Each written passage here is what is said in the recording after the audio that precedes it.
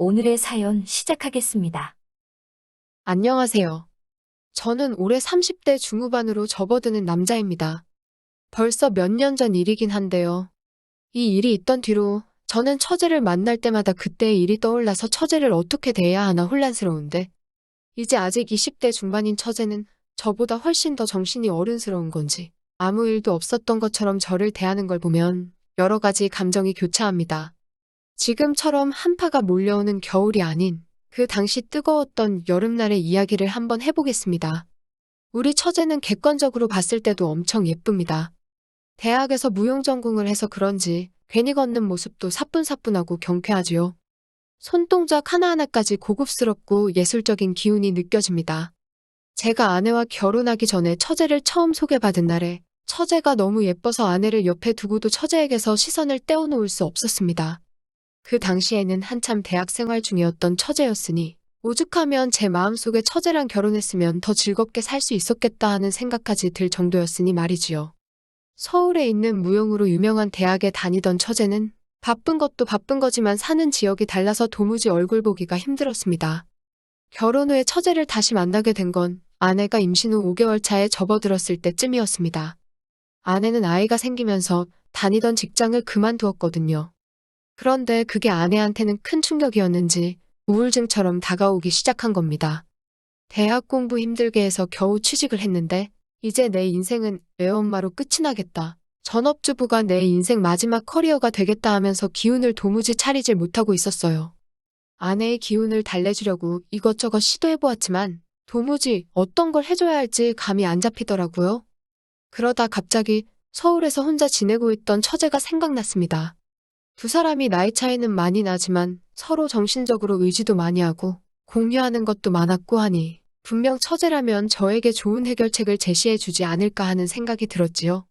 그 와중에도 아내 모르게 깜짝 이벤트로 준비하면 아내가 더 감동을 하지 않겠나 하는 생각을 해서 처제에게 몰래 연락을 해서 처제를 만나게 되었습니다.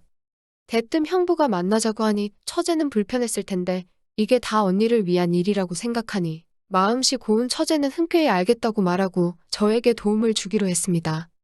얼굴 예쁜 만큼 마음씨도 고운 처제였습니다. 바로 차 끌고 서울로 향했지요. 처제의 학교에 도착해서 처제를 마중 나가기 위해 무용 실습실을 학교에 있는 학생들에게 물어물어 도착하게 되었습니다. 커다란 통유리창을 통해 무용실 안에서 사뿐사뿐 스텝을 밟고 있는 처제를 보았습니다. 제가 약속한 시간보다 조금 더 빨리 도착해서 처제는 아직도 연습에 한참이었지요. 열중한 처제의 모습은 그냥 보았을 때보다도 훨씬 더 아름답더군요. 연습실 안에 처제만 혼자 있던 게 아니라 다른 사람들도 많았지만 유독 우리 처제 주변에만 빛이 나는 듯 싶었습니다. 다른 사람들에 비해 키가 조금 작은 편이었지만 비율이 좋아서 그런지 그 긴 팔과 다리를 쭉쭉 뻗으면 정말 한 마리의 백조가 호수 위에 뛰어노는 듯한 기분이 들었습니다. 연습이 다 끝나고 스트레칭으로 몸을 푸는 모습은 더욱 더 인상 깊었습니다. 저는 요즘 배가 나오기 시작해서 허리를 숙이면 손이 바닥에 닿을까 말까 하는데 처제는 무슨 폴더폰 마냥 몸이 이리 접혔다 저리 접혔다 하더라고요. 그중에서도 처제의 열중한 표정과 그 모습은 정말 아름답다 못해 경외스럽기까지 했습니다. 무용실 앞에서 처제를 기다리고 있는데 처제가 형부하고 밝은 목소리로 부르며 저를 눈치채고 다가오더라고요. 방금까지 연습을 한다고 머리를 뒤로 동그랗게 말아 올려 했는데 이마에 송송 나 있는 잔머리까지 그림으로 그려놓은 것 같이 예쁘더라고요. 그런데 저도 모르게 제 인생에서 여자친구를 처음 만나러 나온 그 시절의 저처럼 해실되는 표정을 숨길 수가 없었습니다. 그때가 초여름이라서 저녁 시간이 되면 살짝 쌀쌀한 날이 있었는데 처제는 추위를 대비한 건지 살짝 두께감이 있는 가디건을 입고 있었는데 그 두께감이 있는 옷으로도 처제의 가녀림을 숨길 수가 없었습니다. 마치 세게 끌어안으면 바스라질 것만 같던 처제. 아무튼 연습을 마치고 나온 처제와 저는 근처에 있는 커피숍으로 자리를 옮겼습니다. 처제가 제 연락을 받고 아내가 좋아할 만한 걸 이것저것 생각해왔다며 잔뜩 무언가를 적어온 노트를 꺼내더군요. 이건 어떨까? 저건 어떨까? 여기가 좋겠다. 저기가 좋겠다. 우리 사이가 처제와 형부 사이라는 걸 모르는 사람이 보았으면 영락없이 데이트할 것을 정하는 연인의 모습으로 보였을 겁니다. 하지만 두 사람이 머리를 맞대고 고민을 해도 전부 다 이미 제가 아내의 기분을 풀어주고자 시도해봤던 일이었습니다. 아내가 좋아하는 음식도 멀리까지 가서 직접 공수해봐 왔었고, 직접 요리를 해준 적도 있습니다. 기분 전환하자고 쇼핑을 가면 불러오는 배 때문에 자기가 아줌마가 다 되었다며 오히려 더 스트레스를 받아 하고는 했지요. 그렇게 좋아하던 쇼핑도 저 모양인데 마땅히 다른 뾰족한 수가 보이지 않았습니다. 이런저런 이야기 나누다 시간이 좀 흐르니 처제도 그렇고 저도 그렇고 서로 배가 고파오기 시작했습니다. 더 이야기한다고 별수도 나오지 않을 것 같고 해서 일단 밥이라도 먹자고 하고 자리를 옮겼습니다. 식사로 뭘 먹는 게 좋을까 하다가 근처에 보이던 중국집으로 자리를 옮겼지요. 처제는 중국집에 가서도 얼마나 여성스러운지. 마음 같아서는 자기도 저처럼 짜장면을 시켜 먹고 싶은데 형부 앞에서 입에 다 묻을까봐 부끄럽다며 메뉴판을 계속 뒤적이더라고요. 형부도 남자라고 의식을 하고 있구나 하는 생각이 들으니 그때부터는 괜히 저도 처제를 의식하게 되더라고요. 점원이 주문을 받으러 왔는데 처제가 아직도 메뉴판을 뒤적이고 있으니 애인분이 아직 준비가 안 되셨나 보다고 조금 있다 오겠다고 하는데 처제가 후다닥 메뉴판을 덮으면서 자기 준비되었다고 하면서 주문을 하더라고요. 처제는 게살볶음밥을 주문했고 점원은 주문을 받고 자리로 돌아갔습니다. 처제는 뭔가 싱글벙글한 미소를 지으면서 제가 형부 애인이래요? 하면서 재밌다고 까르르 웃더라고요. 그런데 그런 처제의 장난이 저한테는 애교처럼 보여지는 게 저도 모르게 입에서 나도 처제가 내 애인이면 좋겠다고 말이 나올 뻔까지 했습니다. 식사가 나오고 나서 처제가 볶음밥을 한술 뜨더니 무언가 생각이 난 듯 말을 꺼내었어요. 저랑 결혼하기 전에 아내와 처제가 홍콩 여행을 다녀온 적이 있는데 그때 아내가 홍콩에서 인생에서 제일 맛있는 볶음밥을 먹었다며 여행하는 내내 하루에 한 끼는 꼭 그 볶음밥을 먹었던 적이 있다는 겁니다. 해외여행을 아내랑 자주 다닌 건 아니지만 동남아랑 해서 몇 군데 다녀와 봤는데 홍콩만큼은 정말 좋아했다고 아직 임신 5개월이면 해외여행 다녀와도 되는 거 아니냐고 하면서 처제와 제가 동시에 아내를 위해 뭘 하는 게 좋을지 동시에 같은 생각을 말하고 있었네요. 그리고 일주일도 안 지나서 번갯불에 콩 구워 먹듯이 아내와 함께 홍콩 가는 비행기에 올랐습니다. 그 와중에 처제도 학교 일정 때문에 바쁠 텐데 같이 동행해 주었어요. 제가 영어도 못하고 중국어는 당연히 못하는데 계획도 제대로 세우지 않고 여행 갔다가 괜히 배불러서 고생 중인 아내 심기를 건드릴 수도 있으니 그런 상황을 방지하기 위해서 따라오는 거였습니다. 세세한 배려가 참 고마웠지요. 아내 스트레스 풀어주러 가는 여행인데 아내한테 다 맡길 수는 없었으니까요. 그리고 아무래도 같은 여자인 처제가 따라가주면 여자의 도움이 필요한 긴급 상황에서 아내가 저보다는 처제에게 믿고 의지할 수도 있을 거라 생각했기에 마음이 놓였습니다. 도착하자마자 제일 먼저 한 게 아내가 인생에서 제일 맛있다던 그 볶음밥을 파는 곳이었습니다. 아내는 벌써부터 표정이 싱글벙글했고 저도 조금 기대가 되었습니다. 그런데 제 입맛에는 영 아니더라고요. 맛이 없던 건 아니었지만 조미료 냄새가 너무 강해서 그래도 최대한 연기를 하면서 좋은 척 아내의 기분을 맞춰주었습니다. 그리고 나서 호텔에 도착해 짐을 풀고 다음 일정대로 움직이려고 시간에 맞춰 이동하려는데 아내가 자기는 배불러서 이것도 하기 싫고 저것도 하기 싫다고 투정을 부리면서 오늘은 피곤하니 그냥 호텔에서 쉬고 싶다고 하더라고요. 그런데 처제 표정이 조금 아쉬워 보였습니다. 그도 그럴 게 처제가 아내를 위해서 여행 일정을 다 짜왔거든요. 그런데 그거에 따라주지 않는 언니에게 섭섭할 수도 있겠지요. 여행 막바지에는 아내가 힘들 걸 대비해서 쉬는 쪽으로 스케줄을 잡고 여행 초반에 스케줄을 몰아놓았는데 말이지요. 거기에 그날 계획에는 처제도 조금 기대가 컸던 것 같았습니다. 쇼핑을 다녀오는 거였거든요. 아내도 투정만 부리다 처제가 섭섭해하니까 미안해졌는지 처제한테 쇼핑 정도는 자기 없이 다녀와도 되는 거 아니냐고 하더라고요.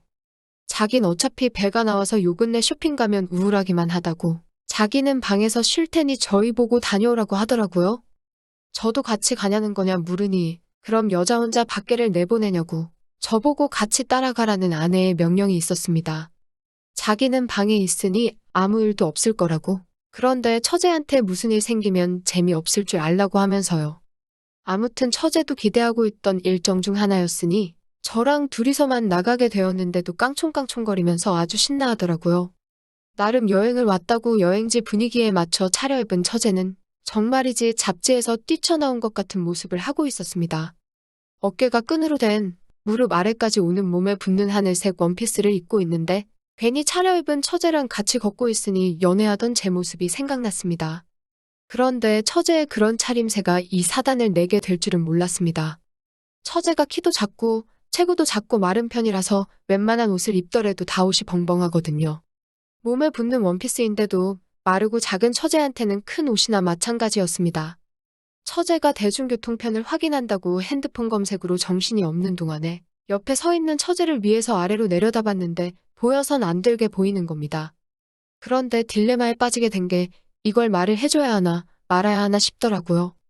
말해주면 제가 봤다는 걸 알려주는 거나 다름이 없고 안 봤다고 말하면 저 말고도 다른 사람이 볼 수도 있겠다는 생각이 들어서 결국 말을 못했습니다.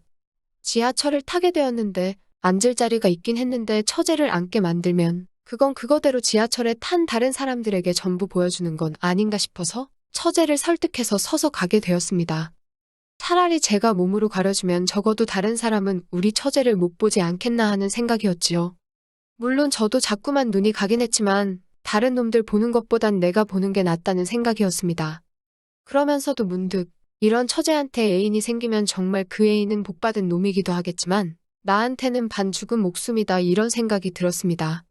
쇼핑에 가서 다른 건 몰라도 처제 상반신을 덮어줄 수 있는 걸 제일 먼저 사야겠다는 생각에 처제한테 선물 사준다고 말하고 가디건 하나 골라보라고 했습니다.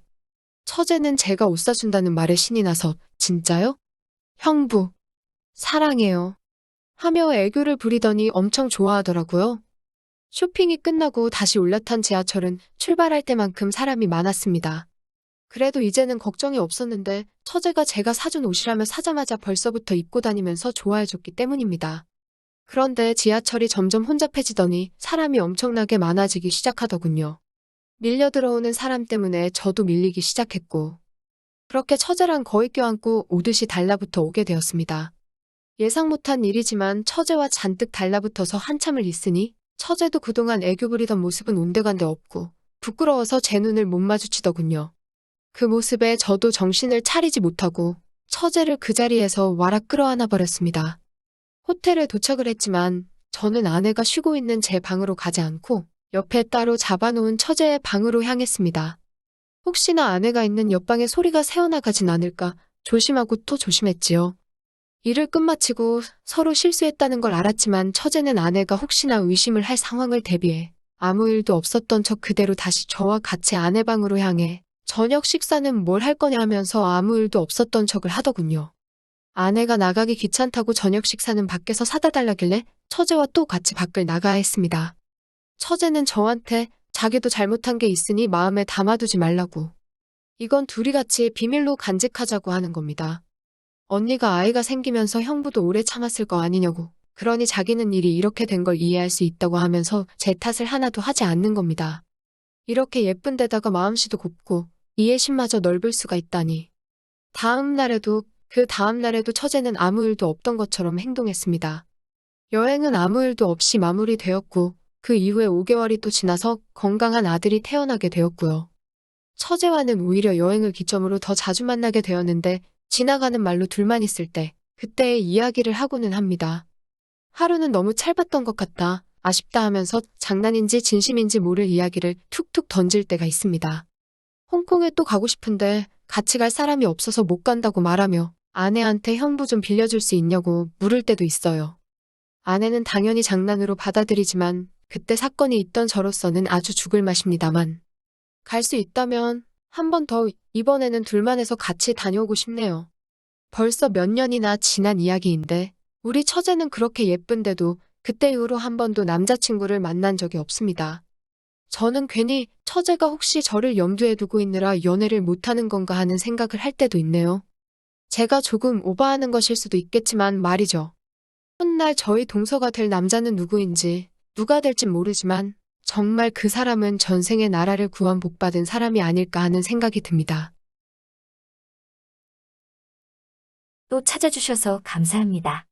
매일 새롭고 흥미로운 사연으로 찾아뵙겠습니다. 구독과 좋아요 잊지 마시고 다음 사연으로 다시 찾아뵙겠습니다. 감사합니다.